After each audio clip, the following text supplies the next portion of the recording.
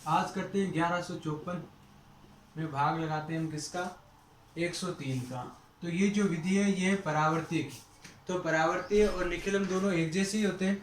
फर्क बस इनमें ये होता है कि निखिलम में जो यहाँ पे आधार 100 से कम होता है और परावर्तीय में वो आधार जो है भाग जिसका लगाते हैं वो आधार से ज़्यादा रहता है। तो यहाँ से देखो हम भाग लगा रहे हैं 103 का। तो 103 का भाग लगा रहे हैं और यहाँ पे आधार ये किसके ज़्यादा करीब है 100 के करीब है। तो बताओ हम इसको 100 कैसे बना सकते हैं। इसको हम 100 तभी बना सकते हैं जब ये क्या होगा 103 में से 3 बाकी हो जाएगा। तो अगर मैं यहाँ से 3 घटा दूँ और ये वाला जो ऊपर मैंने लगाया ये किसका सिंबल होता है, ये बार बोलते हैं सर, ये माइनस को दर्शाता है। ठीक है, ये माइनस का, इसका मतलब कहीं पे ये लिखा हुआ है तो इसका मतलब ये माइनस का 3 है। इसको जैसे मैंने ये लिखा तो ये इसका मतलब क्या हो गया, ये माइनस का 3 है। अब यहाँ पे जीरो क्यों लिखा, क्योंकि आधार में 2 जीरो, इसलिए एक तो इस जीरो का और एक इसका ये वाला हो गया। यहाँ से क्योंकि आधार में 2 जीरो है इसलिए यहाँ से 2 अंक मैं यहाँ पे रख लेता हूँ। ठीक है, और यहाँ से जो बचेगा अपना वो उसको रख लेता हूँ मैं यहाँ। यहाँ जो अपना आएगा वो होगा भागफल और यहाँ पे जो आएगा वो होगा अपना शेषफल। तो आपको करना क्या है, अगर आपने निखिलम वाला वीडियो देखा है तो आपको पता होगा कि पहले वाले को हम है जैसा लिखते हैं। तो क्योंकि यहाँ पे 1 है तो मैं यहाँ पे 1 लिख दूंगा और इस 1 को मल्टीप्लाई कर दूंगा इस 0 3 से। इस 1 को मल्टीप्लाई कर दूंगा तो ये 0 और 3 ही आएगा, क्योंकि ये माइनस का है तो यहाँ पे भी किसका आएगा माइनस का। 0 को इसके नीचे लिखना है और दूसरे वाले को इसके नीचे लिखना है। ये वाला चिन्ह दिखाता है माइनस को, क्योंकि 0 ना प्लस का होता है ना माइनस का, तो इस 1 के ऊपर जोड़ने या घटाने पर कोई फर्क नहीं पड़ेगा, 1 आ जाएगा वापस इसी 1 को मैं मल्टीप्लाई करूंगा इससे, तो पहला वाला तो यहाँ आ जाएगा और दूसरा वाला यहाँ पे आ जाएगा। अब घटा के देख लो, 4 में से ये 3 बाकी होगा, क्योंकि इसका मतलब क्या होता है ये माइनस का 3 है। तो 4 में से जब 3 जाएगा तो 1 बच जाएगा और 5 में से जब 3 जाएगा तो मेरा क्या बच जाएगा 2। तो यहाँ से जो शेष भागफल निकल के आता है वो होता है 11 और शेषफल होता है 21।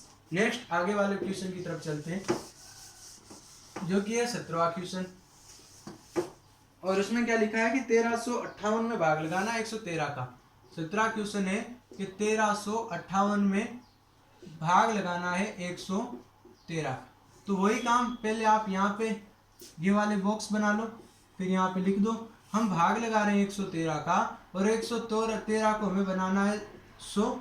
तो ये तभी हो सकता है जब हम इसमें से 13 घटा लें, इसका मतलब ये 13 घटा रहे हैं, तो घटाने के लिए ऊपर माइनस और ये ऊपर की तरफ माइनस। क्योंकि यहाँ पे आधार में डबल जीरो इसलिए मैं 5 और 8 को रख दूंगा यहाँ, और जो बच गया मेरा 1 और 3 इसको लिख दूंगा मैं यहाँ। तो पहले वाले को ये जैसा लिख दूंगा, ये मेरा हो जाएगा 1 को अगर मैं 13 से मल्टीप्लाई करूंगा तो मेरा आएगा 13, मतलब कि 13 को जब मैं 1 से मल्टीप्लाई करूंगा तो 13 ही आएगा। और इसको पहले वाले डिजिट को पहले वाले के नीचे, दूसरे वाले को दूसरे वाले के नीचे, क्योंकि ये माइनस के सिंबल बने हुए तो माइनस का 1 और माइनस का 3। अब 3 में से क्योंकि ये एक माइनस की संख्या होती है तो 3 में से आप घटाओगे 1 तो कितना बच जाएगा, ये बचेगा 2। और अब की बार आप 13 को किससे मल्टीप्लाई करोगे 2 से, तो जब 2 को मल्टीप्लाई करोगे तो यहाँ से क्या आएगा 26। तो पहले वाला डिजिट इसके नीचे और दूसरे वाला डिजिट इसके नीचे, क्योंकि ये माइनस का है इसलिए यहाँ पे भी बार और यहाँ पे भी बार। अब 8 में से ये 6 गया तो कितना बच गया मेरे पास 2 बचा, और 5 में से पहले जाएगा 3 तो 2 बचेगा, और इस 2 में से जाएगा फिर 2 तो 0 बचेगा, तो यहाँ से मेरा कितना बच गया 0।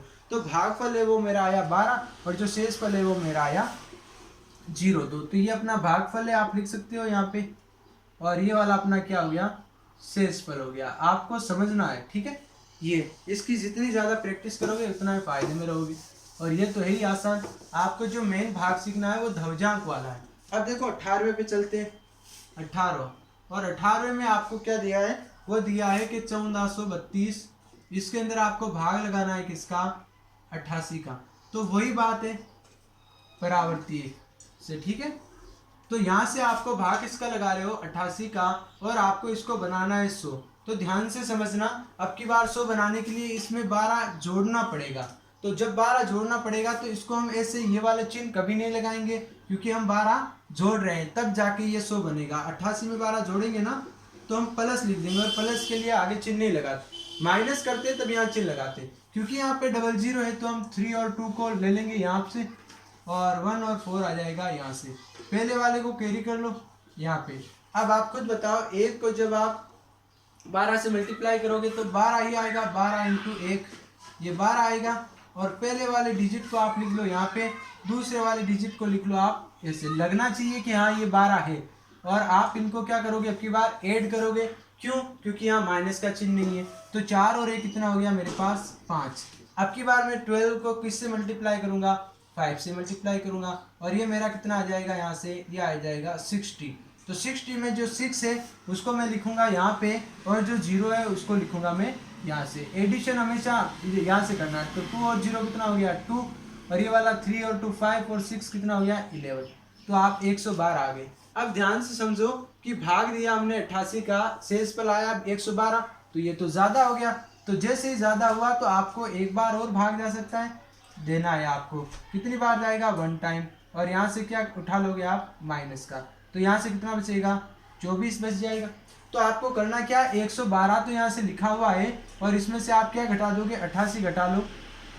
यहाँ ऐसे घटा लो तो अपने पास कितना बच जाएगा, 84 बच जाएगा। या फिर आप इसको ऐसे भी घटा सकते हो कि 112 में से हमने 88 घटा लिया, तो यहाँ से अपने पास कितना बच गया 24। यहाँ से ध्यान रखना 15 बार भाग पहले गया था, एक बार और गया ये भाग, तो इसको हम इसमें ऐड कर लेंगे। 15 बार पहले, एक बार और, तो टोटल कितनी बार हो गया 16 टाइम। तो भागफल आया अपना 16 और शेषफल आया अपना 24। जब भी ये वाला इससे छोटा रहे, ये वाला बड़ा आ जाए, ठीक है, शेषफल बड़ा आ जाए, तो आपको एक और 2 बार, जितनी भी बार भाग जाता है वो भाग लगाना है बड़ा आने पर, ठीक है, छोटा आने पर नहीं लगाना। अब लगाओ 100। अब 19वां प्रश्न है आपके पास कि 14,885, और इसके अंदर आपको भाग लगाना है किसका, 123 का। तो 123 का भाग लगाओ आप। और यहाँ पे मैंने डब्बे बना लिए ऐसे, ठीक है, और मैंने यहाँ पे लिख दिया ये, क्योंकि मैं भाग लगा रहा हूँ 123 का, और मुझे यहाँ से बनाना है 100, तो मुझे 23 कम करने पड़ेंगे। 23 कम करने के लिए इसका मतलब मुझे माइनस लगाना पड़ेगा, क्योंकि यहाँ पे 2 0 है, तो मैं यहाँ से इन को लिख लूंगा यहाँ पे 8 और 5, जो बाकी बच गया 1 4 और 8।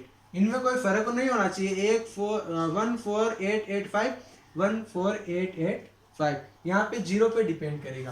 पहले वाला है जैसा लिख लो यहाँ पे 1, इसको 1 को गुणा कराओगे 23 से तो 23 ही आएगा, वापस 2 यहाँ पे आ गया और 3 यहाँ पे आ गया। अब आप निकाल लो, 4 में से अगर 2 गए तो कितना बचा 2, और इस 2 को मैं किससे मल्टीप्लाई करूंगा, वापस 23 से, तो यहाँ से कितना आ जाएगा 46। अब 46 में 4 तो आ जाएगा इसके नीचे और 6 आ जाएगा इसके नीचे। अब देखो पहले 8 में से जाएगा 3, कितना बचेगा 5, फिर 5 में से जाएगा 4, तो कितना बचेगा 1, तो ये वाला बच गया 1। तो वापस इस 1 को वापस मल्टीप्लाई करोगे इससे, तो ये वापस यही आएगा, और 2 तो आ गया यहाँ पे, और 3 वाला आ गया यहाँ पे। एक एक कदम आगे लिखते जाना है, ठीक है, इसको लिख दिया, फिर इसके नीचे, फिर इसके नीचे। जैसे इस वाले पार्ट में पहुंचते हो, अब गुणा करवा के नहीं लिख रहा है। अब बताओ 5 में से क्या जाएगा, 5 में से 3 जाएगा, 2 बचेगा। 8 में से पहले 6 जाएगा 2, फिर 2 और चला जाएगा, तो टोटल कितना बचेगा 0। तो क्योंकि 123 का भाग लगा रहे हैं, 2 आ रहा है शेषफल, आ सकता है, तो आपको जोड़कर या घटाकर लिखने की जरूरत